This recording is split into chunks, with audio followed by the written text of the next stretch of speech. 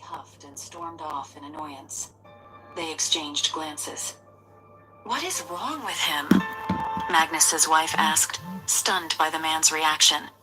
"I don't know why he's acting up like she betrayed him or something." "This is so unlike him," Anastius replied. Magnus kept staring quietly at Venom's retreating figure. He had a nagging thought at the back of his mind. One he didn't know whether to ignore or act on. He just hoped he was reading too much meaning into things, and Venom was just acting out of morality. Anything other than that would spell trouble, not just for him, but all of them.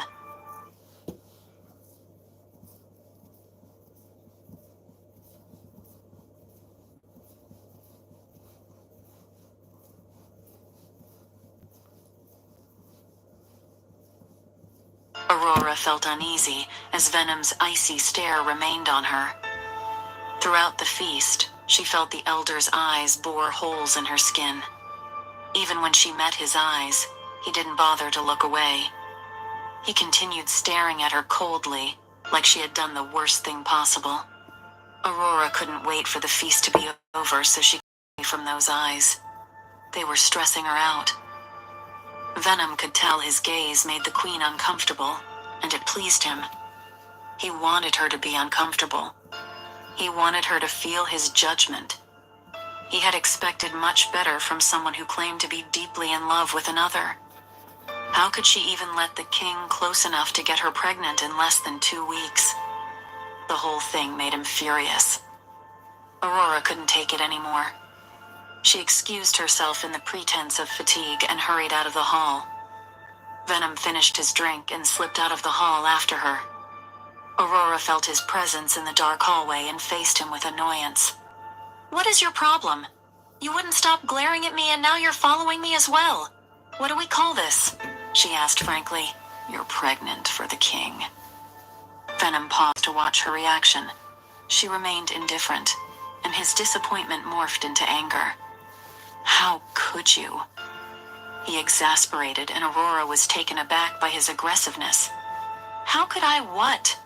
she asked, genuinely confused. She tried to think of what she could have possibly done to upset the man. "How can you be pregnant for the king in a space of what, 2 weeks?" he asked bitterly. "I'm sorry. I missed the part where this concerns you." Aurora scoffed, fueling his anger. He approached her dangerously and she backed away in fear. The man looked extremely scary now. His seafoam eyes were blood red now, his fists clenched by his sides. "I thought you loved him. How could betray him this way? After everything he did for you? He killed a man for you. He spent his last days running and protecting you. He died trying to protect you. And what do? Barely 2 months after his demise, you're already carrying another man's child. The very man who placed a bounty on his life. What kind of woman are you? Venom, you need to calm down. Calm down, please," Aurora said breathlessly, backing away from the furious man. His fangs were out. His eyes were completely black, and even his white hair turned black. "Venom, please. Please calm down." Aurora trembled. She was so afraid for her life that she didn't realize when she burst into tears. "Please, you're scaring me." She sobbed and he froze. It was like a scale fell off his eyes. He blinked rapidly, shocked by his reaction. He reached for the trembling Queen. "I'm sorry, She flinched as he reached for her. He fell silent and remained on the spot until she calmed down. Aurora wiped her eyes and headed to the garden for fresh air, with Venom trailing slowly behind her. She sat on the garden swing and patted the space beside her. "Join me," she invited. "Are you sure?" he asked, and she nodded. He sat beside her, but put enough space between them. "Hunter was the love of my life. He still is." She paused and took a deep breath. "I'm sure he understands why I'm doing this. He knows it is from a place of love, and not because I'm a loose woman as you perceive," she continued.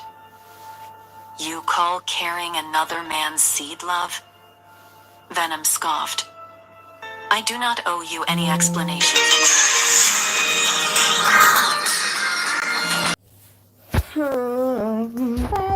guys. Bye bye. Alright, I think